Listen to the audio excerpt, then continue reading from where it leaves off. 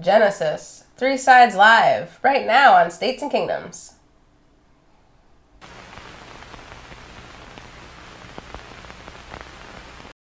So I love Genesis. We love Genesis. Everyone knows I love Genesis. It's no shock. Who are you?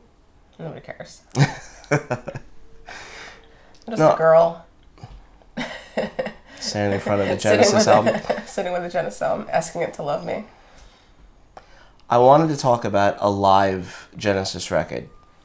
And we have 3 of them. And yeah, we wanted to do Seconds Out, but I cannot find that record at the present time. Right. And I didn't want to do Genesis live because we haven't actually delved into any of those albums yet. Yeah. And we will.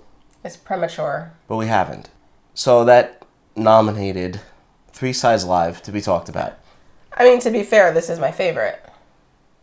I enjoy this one quite a lot. It's a really great album. Yeah. No, it really is. It really is. It's a great live album. I'm not going to say it's the greatest Genesis live album or whatever. Because you're forgetting about the bootleg from Duluth. Well, that's the thing. In 83. Duluth. Bootlegs are there's, you know how many Jimi Hendrix bootlegs I got loaded down with at one point? Do you know? I know? Jimi Hendrix in the bathroom of his hotel room, you know? Voodoo Child Slight Return with trombone. So, I don't know, this is the American release. I don't know about the CD. I don't know about any other. Yeah, this is the only the only version I've ever listened to. But it sounds really good. It's clear. Everything is it's just exactly as it should be. I mean, if you have like I said before, but if I'll say we have a Pioneer SX780 receiver. Cool gear. And it's loud. So you crank it up, and a live concert, it's you could sort of feel like you're there. You could blow your if it's good enough. And this sounds really good. Yeah, it does. I particularly love the keyboard synth sounds. And what Tony Banks was using at the time is like a major topic. Not 100% sure. The Moog JD Yamaha 800. As far as the songs, I mean, what you have is, like, I think a great representation of Genesis in 81, 82, 81. Yeah. But 82. You've got some Duke. You've got some actual Abacab Genesis stuff. A lot of Abacab. Yeah. Side 4 is the 3 tracks from the Genesis EP. 3 times 3. So I always 3x3. 3x3. I don't know which. I know. Yeah. In my head, it's like 2x4, 3x3. I always think that. 3x3. No, I think this is certainly not that one. I love the 4th side of this collection. I like it. I mean, I like a couple of the songs a lot. Yeah. But it's interesting. I would have preferred it to be a live. It's been a full live album. It's an interesting decision. Yeah, I just accepted it. Yeah, and I appreciate having those songs, in some format because they're really not easy to come by. You call me an ingrate? Maybe. The opening's exciting. Turn It On Again's great. They, a couple of songs, obviously, I mean, they don't jam, which I appreciate because I'm not a huge fan of that. You're not a jam band. I love the version of Abacab on this album, actually. Again, yeah. Listening to it kind of loud. Kind of. It's really exciting. The drums sound incredible. It's, I don't know how much longer than the album version is. It's at least a minute and a half longer. They definitely extend the middle part, that middle instrumental part kind of. Extend the end. Goes a little longer too. Anyway, but it's a great version of that song. It really is. It's just exciting, and I'm not going to say I like it more than the studio version or anything like that. Choose. But but it's really great. That's exactly what you listen to a live album for, to hear something, a track that you already love, and it's, I don't know, just got that dynamism. Also, like, Dynamism. Dimebagism. I was just gonna say that, you know, Phil's vocals are so good, and if you watch the concert footage of this, he just always looks like he's having such a great time, and he's so on. He's such a great performer. He gives it everything we were it's saying got. that, like, Genesis had someone that was theatrical, and then they basically had an actor. Yeah. And they, you know, the two of them bring something similar but yet so different to everything.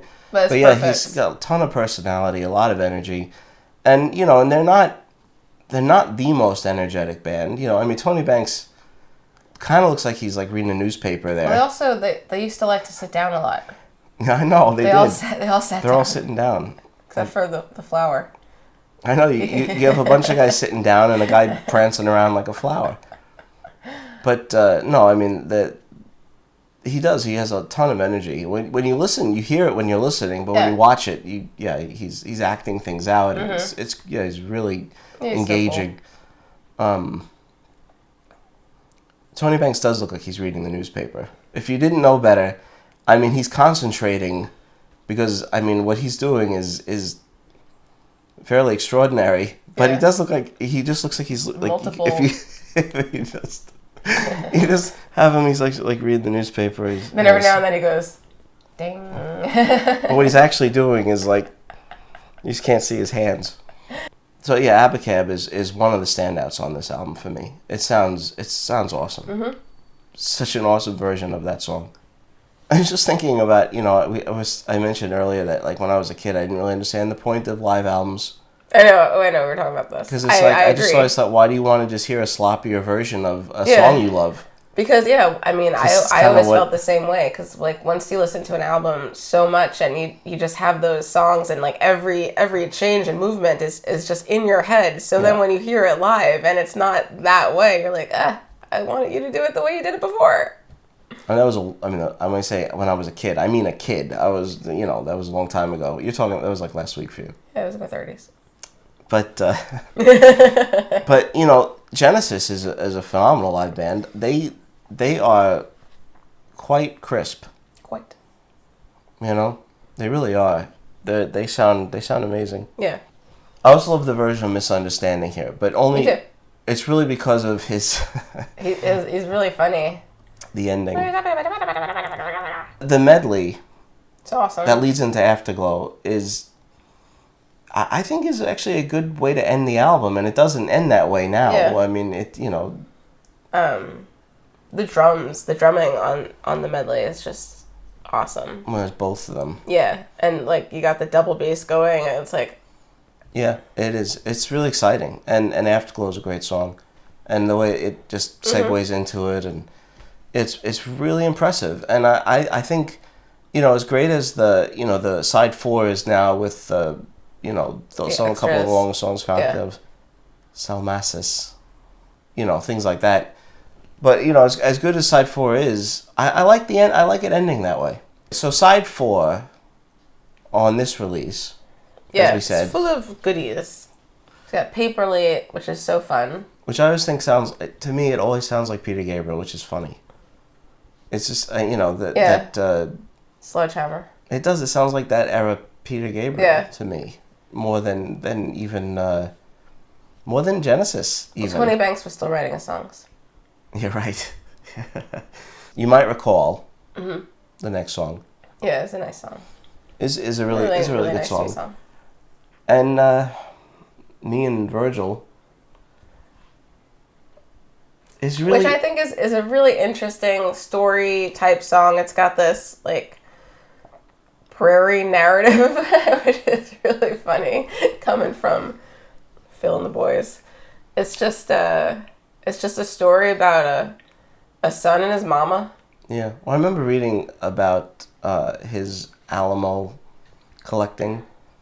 I don't know if that has anything to do with this at all. I just thought that was so strange when I heard it, and I was like, you know, that's interesting. Yeah. But this song is really idiosyncratic. But I like the music. The music is fine, and I mean, honestly, I accept it. I don't mind weirdness. It's a little strange, but it doesn't bother me. Yeah, I never really thought anything of it. It's like, oh, it's like a little story. Yeah.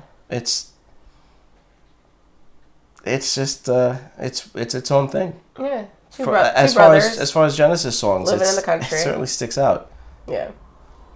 Then you have Evidence of Autumn, Yeah. which is That's the such best- a gorgeous, gorgeous song. that's the best song I think on this side for me. Yeah. So such a beautiful song. To me, it just sounds like almost any. It could have been on any Genesis album after Foxtrot. Yeah. Really, It's like it's just got that. It's Genesis. It's like ultimate Genesis ballad type pretty song. Makes you realize just how much Tony Banks is Genesis. You know, I mean, because this song, it's like exactly what you think Genesis sounds like. Yeah, you can't bank on in a that. lot of ways. Oh boy. The first time I listened to that song, I was like, gee whiz, isn't that nice? I think it's great. It's so wholesome. No, I love it. It's beautiful. It's like haunting and sad and pretty and everything. Mm-hmm. I love it. Makes me feel like death. Open Door. This is haunting. No, it's autumn. You know, it's like Oh. I'm in the autumn of my years. And Yeah. I think of my life. Evidence of autumn. Evidence of Death. everything's dying. That's great. I'm really quite up. Cut. Print. Death. Open Door. A Mike Rutherford song. I like the Open song. Door, yeah. Yeah, it's really nice. I feel like on the side you hear like a whole bunch of Genesis sounds. Like possibilities. Yeah, it's like they really They could could do anything. this, they could They do could do that, anything. and then ultimately they kind of did combine those all for the next the next album at least, Genesis in '83, which Yeah. I still really I think is really great. Well, I think Invisible Touch is really great. Me too. But they kind of did combine all of those things that you hear on this side, and it seems like to me when I listen to it. But Genesis has some really good live albums. I'm glad. I'm glad. Kind of each period for them, I Yeah. suppose. And Yeah. this is a great. I mean, this is a great time. Early '80s Genesis is great. No one has to apologize for that. It is I don't know great. why people do. A lot of people are love it. So weird. Early '70s Genesis is great too, and you should apologize for that. You can like all Because he's dressed the as a time. flower. You can like all the different phases of Genesis, because what we say over and over again is that it's all Genesis, because Genesis is actually just Tony Banks and Mike Rutherford. Yeah, they are And the Phil core Collins of it. was there from almost the beginning anyway. There's Right. no like Peter Gabriel Genesis, Phil Collins Genesis. Right. Yeah. Get over it, people. Mike Rutherford and Tony Banks are the core of Genesis. Yeah. Obvious. And but yeah, anyway, just as far as And what about Steve? well, Steve Hackett's awesome. I know. Well, what about Chester Thompson? Yep. Just showcasing what a great live band they were. It sounds awesome, and of course that's great. You get to go back and listen to this, crank it up, and feel almost like you're there in 1981 watching Genesis, and it sounds awesome. It's a great live album, I think. It sounds great. No, again, like I said, I'm not. My qualification is I'm not saying it's the best live or the best Genesis live or anything like that. I'm sure there are bootlegs with incredible performances on them, but we like this. You can't even buy those things online. They don't allow you to. Yeah, no, you this is have awesome. to hunt them down. I love this album. Thank you so much for watching. Hope you enjoyed our discussion of Three Sides Live by Genesis. Let us know what you think in the comments below, and please make sure to like this video and subscribe to our channel, and stay tuned for more videos from States and Kingdoms Monday, Wednesday, and Friday. See you next time.